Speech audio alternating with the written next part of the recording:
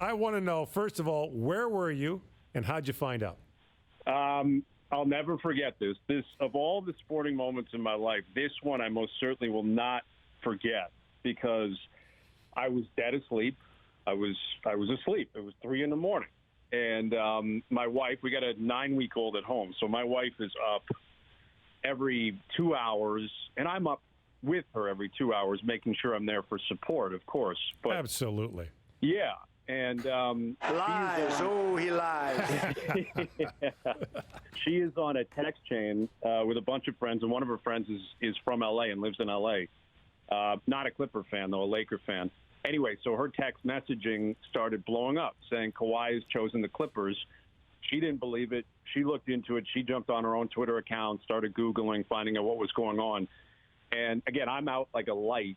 But I guess I moved, like, briefly, so she decided, okay, I'm going to pretend like he's awake. And she started kind of whispering to me, asking if I was awake, but doing so by shoving me at the same time. And so I woke up.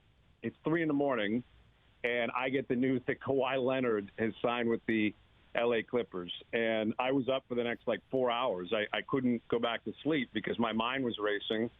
I start jumping on Twitter. I start reading different reports and trying to get the details, and we find out at the same time Paul George has been traded to the Clippers, and maybe the Raptors were in on that. So it was a sporting experience I wish I did not go through, considering the result, but it's something I'll never forget.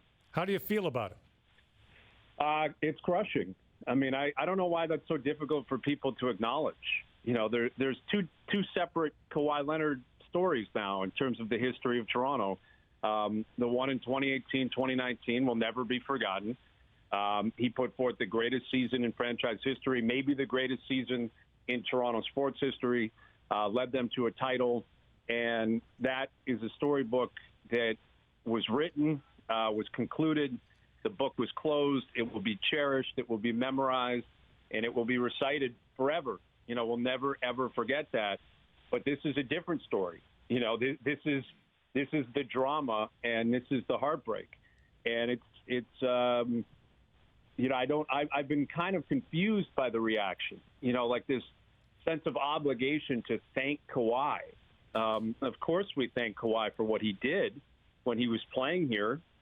You know, 2 million people showed up at the parade to thank Kawhi Leonard. He'll always be a legend in the city because of what he did. But I don't understand why it's so difficult to acknowledge that this is crushing, that he could have stayed, but he decided to leave.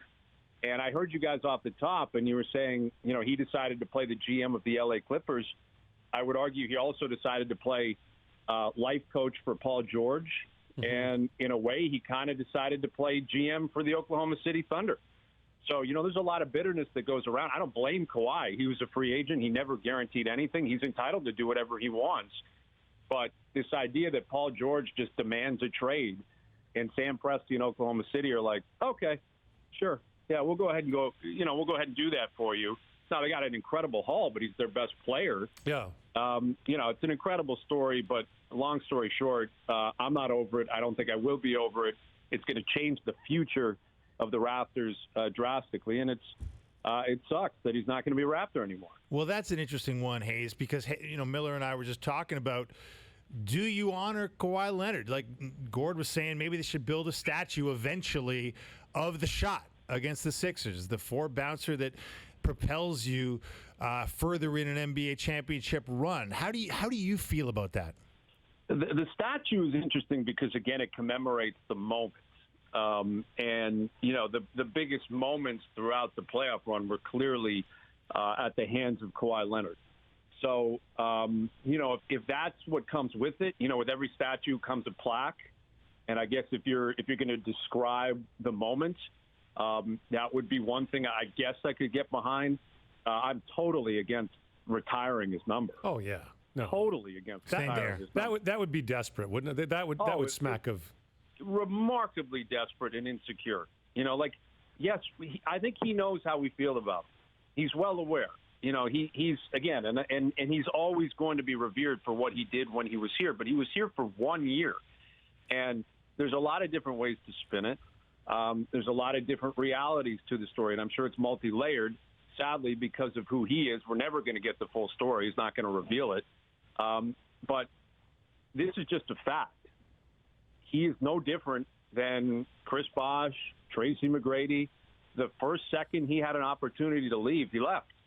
Well, I think first second he could leave, he left. So I love him for what he did. I'll never forget it for that 1 year, but 1 year does not lead to a jersey retirement. No way. Do you think he strung the Raptors along a bit? Going to the Blue Jay game, even wearing a Jays, jersey down in the Caribbean, going to Niagara Falls. It seemed like. Do you think he sort of strung this along and never intended to come back? No, I'm not sure he ever intended to come back. I think it was. He had three great options at the end of the day. When you think about it, he had his two teams in his hometown, and he had a team he just won a title with, where they had a real opportunity to do it again, and a fan base that again, he's a god in Toronto. So the three options were incredible. I'm sure he considered the Raptors. I'm sure it was something that went through his mind. I don't look at, Niagara Falls and the Blue Jay game and all that as a part of this at all. But I do think him flying up here, my belief is that was a part of the chess game. And Kawhi Leonard, I give him all the credit in the world because he is ruthless. And a lot of these guys are ruthless. Owners are ruthless. GMs are ruthless. Coaches are ruthless. Players are ruthless. Uncles are ruthless. Yes, they're all ruthless. And I think in the end, this was that kind of stunt, him flying up here to Toronto and staying here for a couple of days was to achieve two things. One, to buy time for Paul George to demand the trade, and for Oklahoma City to start working out, okay, are we going to do this? And if we are, what do we need in return? And then I think it was also to force the Clippers' hand. And it was a brilliant move because I think in the end, he always wanted to go to the Clippers, but he wanted to go to the Clippers with help. And it's a brilliant move. I mean, before he even got on the plane, that report is out there. He said, if you get Paul George, I'm yours. So getting on that plane, he was not fully committed to ever negotiating with the Raptors if the Clippers were going to find a way to acquire Paul George. So I think he was buying his time, and he was forcing the Clippers' hand, and he got everything that he wanted. And I salute him for that because, that's a brilliant chess move, multiple moves. And he was always looking 2 or 3 steps ahead, and he got exactly what he wanted in the end. And if that's what he wanted, then that means being a Raptor was not ultimately what he wanted. Yeah, and I know the Raptors feel like they were ultimately used as leverage in the negotiation, right? That they were able, the Sam Presti with the Oklahoma City Thunder was able to extract the maximum return from the Clippers because the Raptors were also involved, and obviously there's also the threat of the Lakers. But should we feel badly, Hayes, that the Raptors were used as leverage? Because all it really says is that Kawhi Leonard is cutthroat. Kawhi Leonard, all the reasons he won you a title, that he's a cutthroat, stone-faced, poker-playing killer, the reasons he's great on the court, it all translated off the court. Absolutely. Like that again is something that I salute, man. I really do, because some people feed this idea that Kawhi Leonard is aloof or is a guy who, isn't paying attention to anything and is just going about his business and just is a robot or a cyborg, and that's not true. It's never been true. And this is clear evidence of that. This guy knows the game. He knows how to play the game. I mean, how often did we hear a year ago when we were doing the rounds trying to get intel on Kawhi after the Raptors have acquired him, and everyone said, man, he doesn't say anything. He doesn't talk. You go up there and you try to talk to him, and there's no back and forth. And then all of a sudden this summer, he's calling Kevin Durant. He's calling Paul George. Kevin Durant's going, whoa, that surprised me. He talks when he wants to talk, and he talks when he's got an initiative, and he's going to follow through on that. And it was a brilliant plan that came together.